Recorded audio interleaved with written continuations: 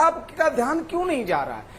जो ये निरंतर मांग कर रही हैं कि कुछ लोगों के कहने पर हम लोगों के भविष्य का क्या होगा, जिन्होंने आश्रम में जन्म लिया, अभी तो बड़ी हो गई, किसी की शादी होने जा रही है, उनके भी भावनाओं का हम लोग कद्र क्यों न करें?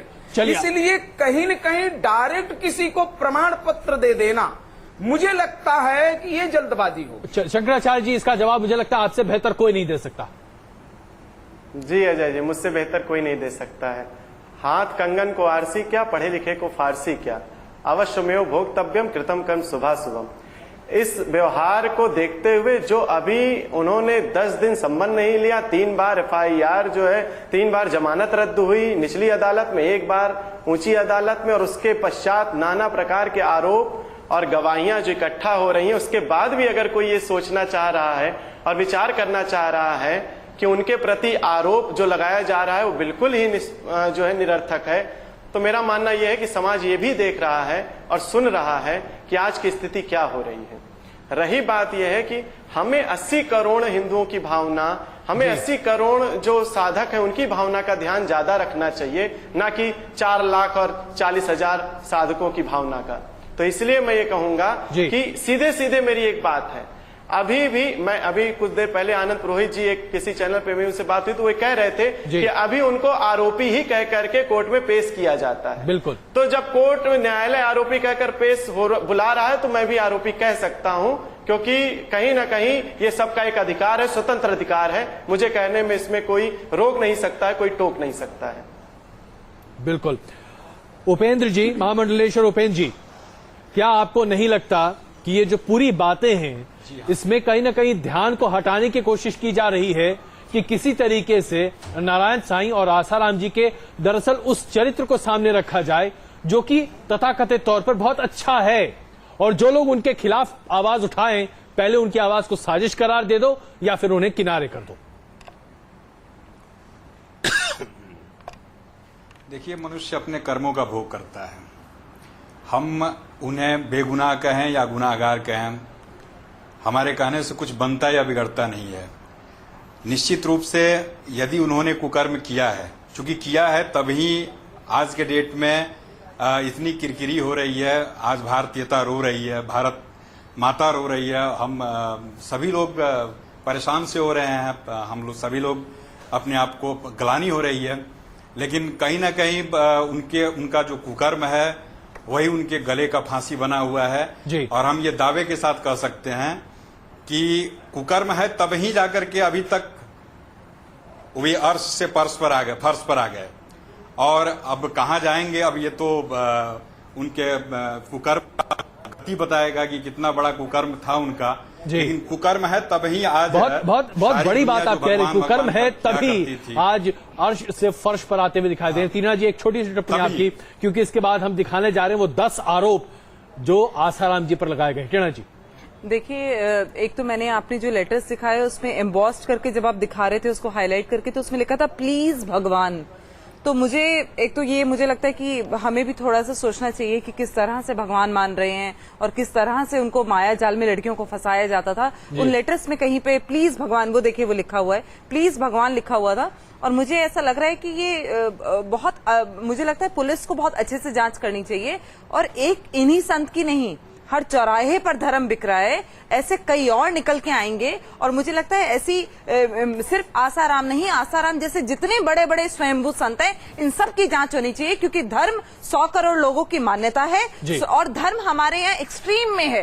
धर्म, सेक्स, महिला हमारे यहाँ, हमारे देश में एक्सट्रीम में है। तो इन चीजों के जो रेपरकशंस हैं, जो इनके प्रभाव देखने को मिलता है, वो भी एक्सट्रीम में है। और क्यों नहीं वो इसका फायदा उठाते, आप ये बताइए। एक आदमी जो चाय बेचता हो उसको करोड़ों अरबों रुपए की संपत्ति मिल जाए, सारे बीजेपी कांग्रेस के सब बड़े बड़े चीफ मिनिस्टर्स उनके पैर पकड़ रहे हो। मैंने 2 दिन से मैं वीडियोस देख रही हूँ कि कहीं आप शिवराज सिंह जी, रमन सिंह जी, खुद राजनाथ सिंह जी, मतलब और दिग्विजय सिंह जी, मतलब हैरानी है मुझे कि इतनी अंधे होकर आप किसी चीज को मान सकते हैं, चाहे वो भगवान का भी रूप हो तब भी आप अंधे होकर मान सकते हैं। मेरी समझ से बाहर है। सॉरी, ये धर्म विरोधी आप जो है वक्तव्य दे रही हैं। धर्म, कोई भी धर्म का सुनिए, आप ये चाहते हैं कि कोई धर्म धर्म को न माने, कोई साधु को न माने। आप महेंद्र जी देखिए, नास्तिक होना आप बता रहे, आपका कहना है कि लोगों को नास्तिक हो महेंद्र जी, जाना। आप हमेशा जो बहस है ना उसको गलत डायरेक्शन में ले जाते हैं। नास्तिक की बात कर रहे हैं नहीं, नास्तिक कुछ नहीं। अच्छा, भगवान को कौन नहीं मानता? मैं खुद सुबह शाम पूजा करती हूँ। अमृत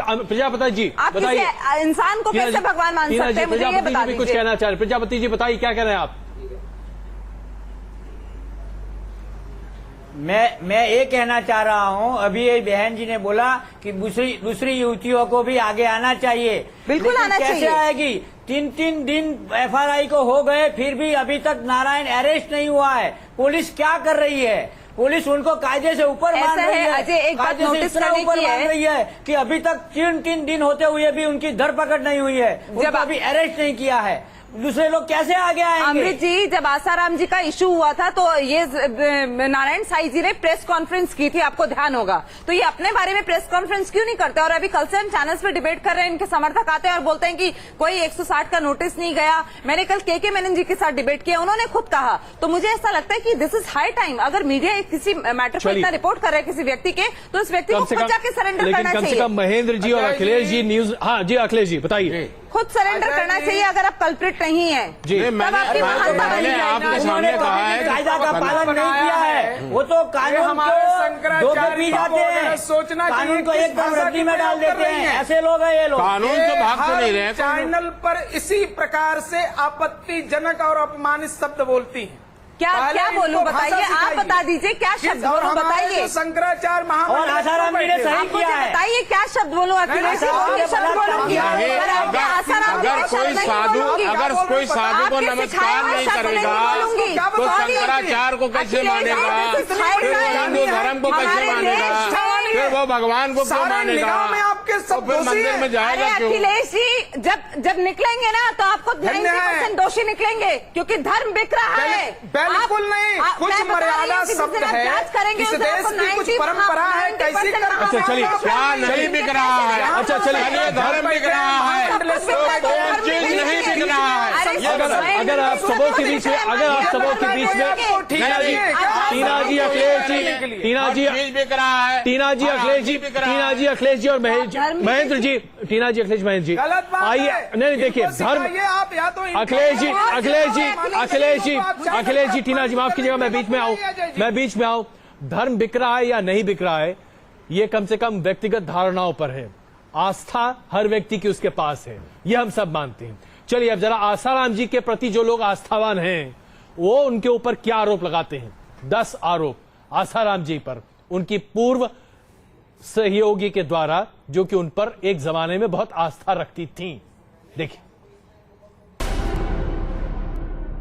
मैं आसाराम बापू से सूरत शिविर में, जन्माष्टमी शिविर में सूरत में जहांगीरपुरा जो आश्रम है वहाँ पर 2008 में मिली थी। वहाँ पर बापूजी से दीक्षा लिया था मैंने 2008 में जन्माष्टमी शिविर में। और तब बापूजी ने मुझे भी अपने तरफ खींचने की उन्होंने बहुत कोशिश की। पहले तो बापू बोलेंगे कि तुम अकेली हो, सेवा कर सकती हो, और घर में कौन कौन है। अगर आप ऐसा कहोगे कि हाँ मैं अकेली हूँ, सेवा कर सकती हूँ, तो ठीक है, आ जाओ अहमदाबाद आश्रम में रहना, समर्पण कर दो, भगवान के सिवाय दुनिया में कुछ भी नहीं है। इस तरह की वो आपको बताएंगे। मुझे भी कहा था कि तुम भी समर्पण कर दो, अहमदाबाद आश्रम में आ जाओ, अनुष्ठान करो और वहीं पर रहो। जैसे कि कोई यंग लड़की है या फिर बापू को पसंद आ गई हो, ऐसी लड़कियां हो, चाहे उनके साधक को पसंद आ गई हो, ऐसी लड़कियां हो, तो उनके साथ वो लोग नहीं करते। उनको हमेशा उसको फिर चक्कर में अपने अंदर लेने की वो लोग कोशिश करते हैं, वो अनुष्ठान के बहाने। तो जब मैंने जन्माष्टमी शिविर में जब बापूजी से दीक्षा लिया था तो उन्होंने मुझे जो लड्डू का प्रसाद दिया था और फिर उन्होंने मेरी बीच वाली उंगली और मेरे हथेली को उन्होंने दबाया था।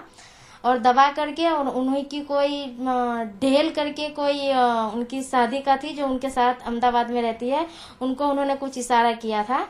तो वो मेरे पास आई थी और फिर बोली थी कि बापूजी को तुम पे, वो बोलते हैं बापूजी को तुम पसंद आई हो, बापूजी तुमको समर्पण के लिए बोल रहे हैं, अहमदाबाद में अनुष्ठान शुरू कर देना।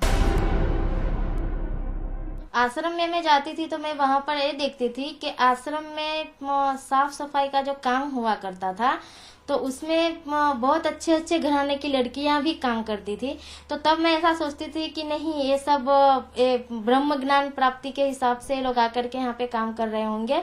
पर धीरे धीरे जब मुझे पता चला और मैं अंदर जब तक उनके अंदर पास जाने लगी, तब मुझे पता चला कि नहीं, वो वहाँ पे सिर्फ सेवा के बहाने आती थी और वहाँ से उनका ऑलरेडी